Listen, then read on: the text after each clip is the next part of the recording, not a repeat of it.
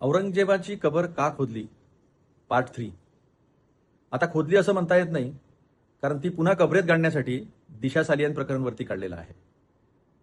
तशातच सूर्यवंशी यांचं प्रकरण बाहेर आलेलं आहे.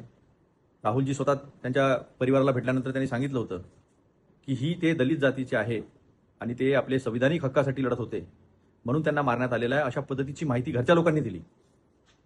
त्यांना 5 दिवसपर्यंत परिवाराला माहीत नव्हतं की सोमेश सूर्यवंशी कुठे आहे, आणि जेव्हा त्यांचा मृतदेह मिळाला तर तो हिरवा निळा झालेला होता. इतकं त्यांना पोलीस कोठडीमध्ये मारण्यात आलेलं होतं. ते जातीवाचक होतं. आता न्यायदंडाधिकारीच्या कमिटीकडनं सगळं सत्य बाहेर आलेलं आहे.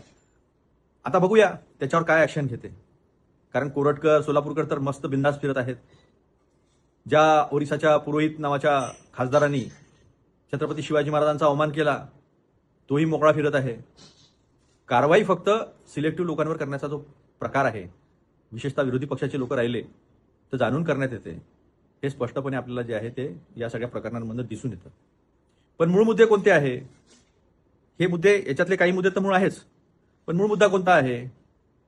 तर दीनदयाल अंत्योदय योजनामध्ये जे शहरी आजीविका योजना होत्या, ज्याला मास्टर स्ट्रोक म्हटलेलं होतं. दुसरी योजना होती नॅशनल करिअर सर्व्हिस. या सगळ्या मास्टर स्ट्रोक होत्या आणि याच्यातनं मोठे रोजगार निर्माण होणार होते. तर त्या योजनांमध्ये 67% कपात ही दीनदयाल आजीविका योजनामध्ये करण्यात आली.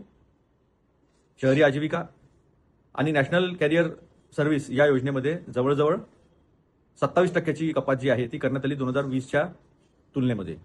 म्हणजे स्पष्टपणे फक्त टीव्ही हेडलाईन्स मॅनेज करायच्या, टीव्हीवर येऊन वेगवेगळ्या गोष्टी बोलायच्या आणि नंतर त्या गोष्टी विसरून जायच्या. आता किती योजना आहेत, स्मार्ट सिटी योजना आहे, शेतकऱ्यांचं उत्पन्न दुप्पट 2022 पर्यंत करणार होते, 2022 पर्यंत सगळ्यांना घरं मिळणार होती. नंतर त्याची कुठली चर्चा करायची नाही आणि मीडियाही त्यांना काही तशा पद्धतीचा प्रश्न तो विचारत नाही. घरचा आहेर दिला संजय सिरसाटांनी.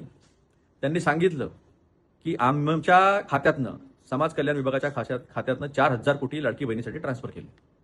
आज अजितदादा म्हणतात आहेत की जेव्हा आर्थिक स्थिती चांगली होईल त्यावेळेस आम्ही लाडकी बहिणाचे पैसे जे आहेत ते 2100 करू. याचा अर्थ महाराष्ट्र हा कर्जामध्ये बुडालेला आहे, हे सत्य आहे. याचा अर्थ महाराष्ट्राची आर्थिक परिस्थिती डामाडोल झालेली आहे. याचा अर्थ महाराष्ट्रामध्ये रोजगार निर्मिती नाही आहे. याचा अर्थ जे कमिटेड एक्सपेंडिचर्स आहे, म्हणजे जे खर्च करावेच लागतात कायद्यानं, त्याच्यातले पैसे सुद्धा हलवले जात आहे. म्हणून कबर, दिशा सालियान अशा पद्धतीच्या गोष्टी आणून लक्ष जे आहे ते दुसरीकडे वळवलं जातं.